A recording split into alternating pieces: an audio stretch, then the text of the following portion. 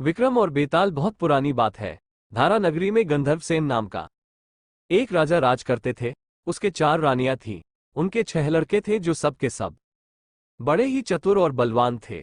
सहयोग से एक दिन राजा की मृत्यु हो गई और उनकी जगह उनका बड़ा बेटा शंख गद्दी पर बैठा। उसने कुछ दिन राज किया, लेकिन छोटे भाई विक्रम ने उसे मार डाला और स्वयं राजा बन बैठा। उसका राज्य दिनों दिन बढ़ता गया और वो सारे जम्बूद्वीप का राजा बन बैठा। एक दिन उसके मन में आया कि उसे घूमकर सैर करनी चाहिए और जिन देशों के नाम उसने सुने हैं उन्हें देखना चाहिए। सो वो गद्दी अपने छोटे भाई भर्तृहरि को सौंपकर योगी बनकर राज्य से निकल पड़ा। उस नगर में एक ब्राह्मण तपस्या करता था। एक दिन देवता ने प्रसन्न होकर उसे एक फल दिया और कहा कि इसे जो भी खाएगा वह अमर हो जाएगा। ब्राह्मण ने वो फल लाकर अपनी पत्नी को दिया और देवता की बात भी बता दी। ब्राह्मणी बोली, हम अमर होकर क्या करेंगे, हमेशा भीख मांगते रहेंगे, इससे तो मरना ही अच्छा है। तुम इस फल को ले जाकर राजा को दे आओ और बदले में कुछ धन ले आओ। ये सुनकर ब्राह्मण फल लेकर राजा भर्तृहरि के पास गया और सारा हाल कह सुनाया। भर्तृहरि ने फल ले लिया और ब्राह्मण को 1,00,000 रुपये देकर विदा कर दिया। भर्तृहरि अपनी एक रानी को बहुत चाहता था। उसने महल में जाकर वो फल उसी को दे दिया। रानी की मित्रता शहर कोतवाल से थी। उसने वो फल कोतवाल को दे दिया। कोतवाल एक वेश्या के पास जाया करता था। वो उस फल को उस वेश्या को दे आया। वेश्या ने सोचा कि ये फल तो राजा को खाना चाहिए। वो उसे लेकर राजा भर्तृहरि के पास गई और उसे दे दिया। भर्तृहरि ने उसे बहुत सा धन दिया, लेकिन जब उसने फल को अच्छी तरह से देखा तो पहचान लिया। उसे बड़ी चोट लगी, पर उसने किसी से कुछ कहा नहीं।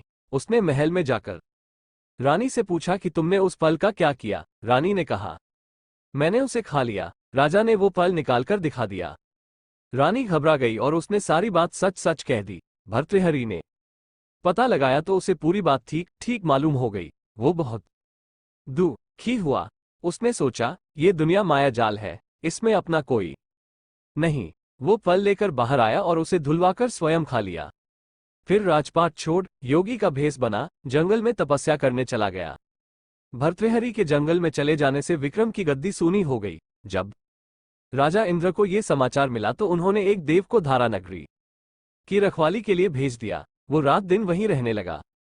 भर्तृहरि के राजपाट छोड़कर वन में चले जाने की बात विक्रम को मालूम हुई तो वो लौटकर अपने देश में आया। आधी रात का समय था। जब वो नगर में घुसने लगा तो देव ने उसे रोका। राजा ने कहा, मैं विक्रम हूं, यह मेरा राज है, तुम रोकने वाले कौन होते? देव बोला, मुझे राजा इंद्र ने इस नगर की चौकसी के लिए भेजा है। तुम सच्चे राजा विक्रम हो तो आओ, पहले मुझसे लड़ो। दोनों में लड़ाई हुई। राजा ने जरा सी देर में देव को पछाड़ दिया। तब देव बोला, हे राजन, तुमने मुझे हरा दिया, मैं तुम्हें जीवन दान देता हूं। इसके बाद देव ने कहा, राजन, एक नगर और एक नक्षत्र में तुम 3 आदमी पैदा हुए थे। तुमने राजा के घर में जन्म लिया, दूसरे ने तेली के और तीसरे ने कुम्हार के। तुम यहाँ का राज करते हो। तेली पाताल का राज करता था। कुम्हार ने योग साधकर तेली को मारकर शमशान में पिशाच बना सिरस के पेड़ से लटका दिया है। अब वह तुम्हें मारने की फिराक में है, उससे सावधान रहना।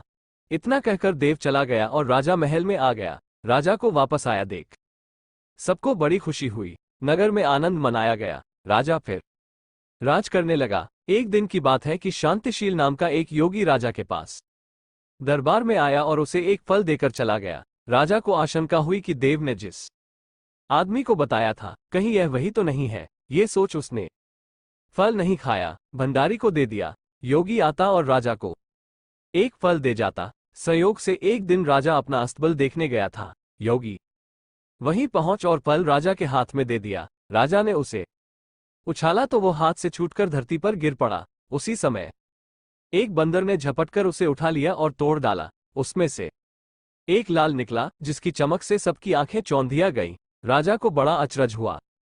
उसने योगी से पूछा, आप ये लाल मुझे रोज क्यों दे जाते हैं?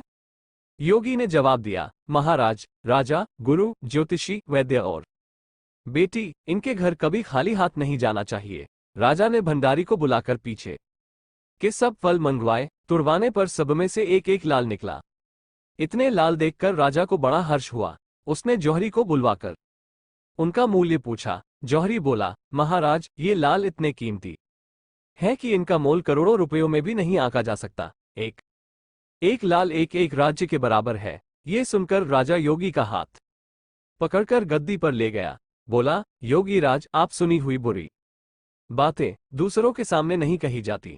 राजा उसे अकेले में ले गया। वहां जाकर योगी ने कहा, महाराज, बात यह है कि गोदावरी नदी के किनारे मसान में मैं एक मंत्र सिद्ध कर रहा हूं। उसके सिद्ध हो जाने पर मेरा मनोरथ पूरा हो जाएगा। तुम एक रात मेरे पास रहोगे तो मंत्र सिद्ध हो जाएगा। एक दिन रात को हथियार बांधकर तुम अकेले मेरे पास आ जाना। राजा ने कहा, अच्छी बात है। इसके उपरांत योगी दिन और समय बताकर अपने मठ में चला गया। वो दिन आने पर राजा अकेला वहां पहुंचा। योगी ने उसे अपने पास बिठा लिया। थोड़ी देर बैठकर राजा ने पूछा, महाराज, मेरे लिए क्या आज्ञा है? योगी ने कहा, राजन, यहां से दक्षिण दिशा में 2 कोस की दूरी पर मसान में एक सिरस के पेड़ पर एक मुर्दा लटका है। उसे मेरे पास ले आओ, तब तक मैं यहां पूजा करता हूं। ये सुनकर राजा वहां से चल दिया।